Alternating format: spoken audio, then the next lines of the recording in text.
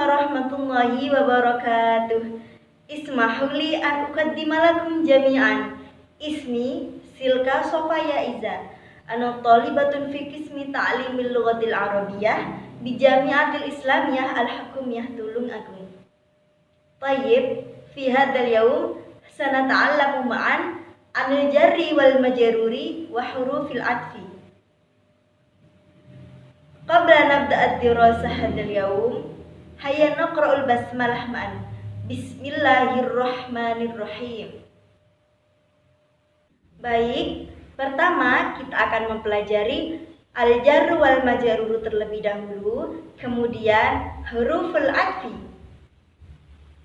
Setiap kata yang diawali dengan jar adalah isim, dan setiap kata yang diawali jar harus dibaca jar.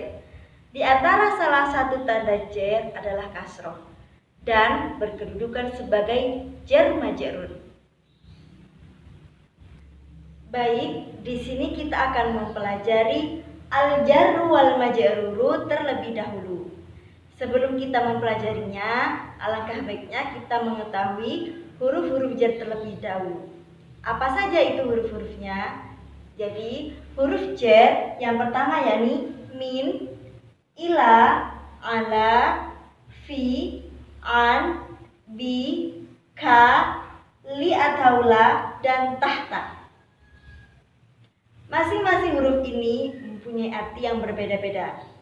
Nah, jadi yang pertama, min, artinya dari. Kemudian contohnya, roja'tu minal mustashfa. Saya pulang dari rumah sakit. Kedua, ila, contoh artinya ke. Contohnya, adhabu ila saydaliyati. Saya pergi ke apotik. Kemudian huruf jar yang ketiga, ala, artinya di atas. Contohnya, al-kitabu alal maktabi. Kitab di atas meja. Kemudian huruf jar yang keempat yakni fi, artinya di dalam. Contohnya, anamu fi ghurfatin naumi. Aku tidur di ruang tidur. Kemudian huruf jar yang kelima yakni an. Contohnya, dari atau tentang. Jadi an ini bisa diartikan dari, bisa diartikan tentang. Artinya ada dua. Nah, dilihat dari konteks kalimat yang dipakai. Seperti contohnya, anin nabiyyi sallallahu alaihi wasallam. Ini diartikan dari Nabi sallallahu alaihi wasallam. Kemudian huruf jar selanjutnya yakni bi, artinya dengan.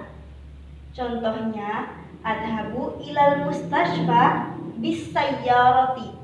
Saya pergi ke rumah sakit dengan mobil.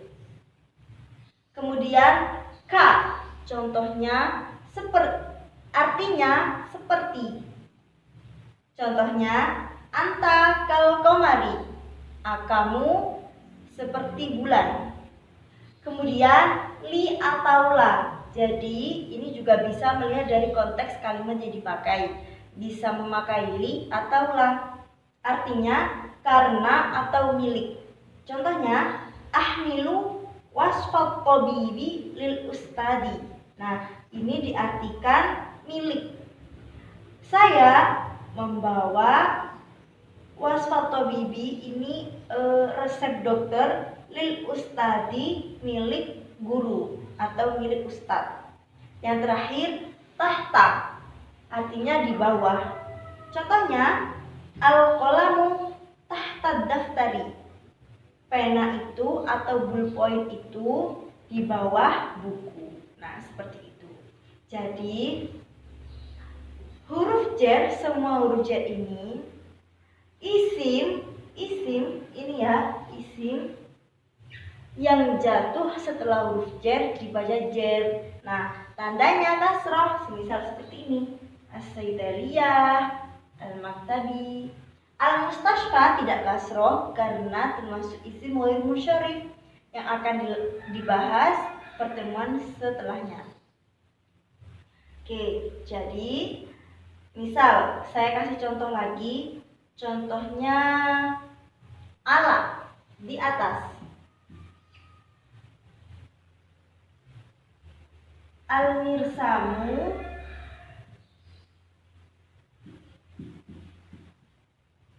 ala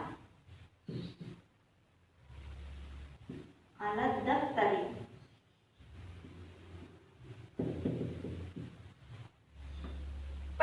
Pensil itu di atas buku. Jadi setelah huruf jar ini dikasroh, wajib hukumnya dan dibaca jar. Nah, seperti itu. Jadi bagaimana? Sudah paham dari sini?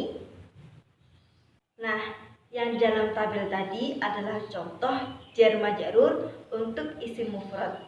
Untuk yang ini adalah contoh jar majrur untuk isim tasniyah dan jamak mudzakkar salim. Nah, jadi isim musanna atau isim tasniyah adalah isim yang menunjukkan arti dua. Jadi, kalau jamak mudzakkar salim, isim yang menunjukkan arti laki-laki banyak. Jadi, kedua isim ini apabila kemasukan dengan huruf jar, maka huruf akhirnya akan berbeda, tanda jarnya akan berbeda. Contohnya, untuk isim tasniyah contohnya al-masjidani. Jadi ini masih rofa. Ketika jar maka berubah menjadi fil masjidaini. Jadi rofanya adalah tandanya alif dan nun. Akan tetapi ketika jar maka ketika kemasukan huruf jar berupa fi, belakangnya menjadi ketambahan ya dan nun. Jadi huruf tanda jarnya adalah ya dan nun. Jadi yang awalnya al-masjidani ketika kemasukan huruf jar berupa fi menjadi fil masjidaini. Begitu juga dengan as-saidaliyani. Kalau al-masjidani contohnya dua masjid. Kalau as-saidaliyani dua apotik. Jadi dua apotik menjadi fis saidaliyaini. Ya, jadi di dalam dua apotik, di dalam dua masjid, seperti itu. Kemudian untuk jamak mudzakkar salim menunjukkan arti laki-laki banyak, contohnya yakni al-muslimuna, orang-orang muslim, dan as-solihuna, orang-orang solih. Kalau al-muslimuna tanda rofanya waw dan nun ketika jamak mudzakkar salim. Ketika kemasukan huruf jar berupa an, maka tanda jarnya berupa ya dan nun. Jadi anil muslimina, ini ya dan nun. Begitu juga dengan as-solihuna, orang-orang solih, anis solihina, dari orang-orang solih. Tanda jarnya berupa ya dan nun. Kalau al-muslimuna, orang-orang muslim, artinya ketika kemasukan jar menjadi al-muslimina, dari orang-orang muslim. Nah, apakah kalian tahu perbedaannya apa sih al-musanna dan jamak mudzakkar salim? Padahal keduanya tanda jarnya berupa ya dan nun.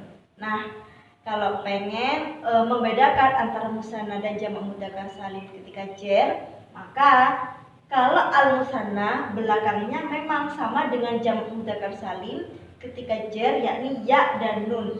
Akan tetapi kalau al-musanna atau isim tasniyah atau isim yang menunjukkan arti dua, itu belakangnya ya-nya sebelum ya itu tandanya fathah dan setelahnya kasroh. Ya, sebelum ya tandanya fathah dan setelahnya kasroh. Kalau jamak mudzakkar salim yang berarti menunjukkan arti laki-laki banyak, ya, sebelumnya tandanya kasroh dan setelahnya fathah. Sebelumnya tandanya kasroh dan setelahnya fathah. Jadi kebalikan antara musanna dan jamak mudzakkar salim, seperti itu. Bagaimana? Dari sini bisa dipahami. Nah, untuk pembahasan selanjutnya yakni tentang huruful atfi, huruf athof. Apa saja huruf ataf itu? Jadi huruf ataf yang pertama yakni wawu, kemudian fa, kemudian summa, au, dan am. Nah, masing-masing juga memiliki arti yang berbeda-beda. Yang pertama, huruf ataf wa, artinya dan. Contohnya, ja'a Muhammadun wa Aisyatu wa Ahmadu. Muhammad telah datang dan Aisyah dan Ahmad. Kemudian fa, artinya maka. Contohnya, ja'a Muhammadun fa Aisyatu fa Ahmadu. Muhammad telah datang, maka Aisyah, maka Ahmad. Kemudian summa, artinya kemudian. Contohnya, ja'a Muhammadun summa Aisyatu. Muhammad telah datang, kemudian Aisyah. Yang keempat, au. Contoh artinya atau. Contohnya, khudil kitaba awil qirtosa. Ambillah kitab atau kertas. Yang terakhir, am. Hal abuka tabibun am mumarridun.